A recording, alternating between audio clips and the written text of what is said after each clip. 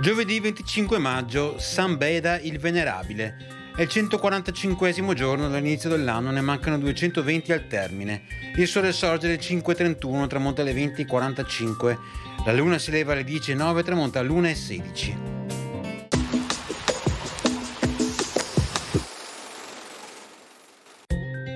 Muore a Venezia il conte Giovanni Querini Stampalia, di antichissima e ricca famiglia patrizia. Con lui si spegneva il ramo dei Querini di Santa Maria Formosa.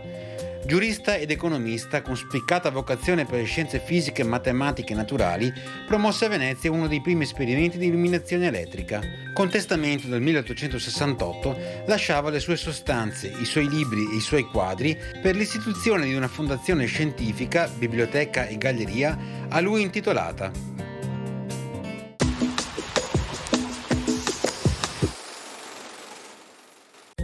Le previsioni per domani: tempo nel complesso variabile, con addensamenti nuvolosi più significativi da metà giornata sulle zone montane e pedemontane, spazi di sereno anche abbastanza persistenti sulla bassa pianura, più che altro sulle zone centro-settentrionali. Dal pomeriggio in poi probabili alcune precipitazioni anche a carattere di rovescio o temporale. Le temperature minime subiranno contenute variazioni di carattere locale, le massime aumenteranno un po'.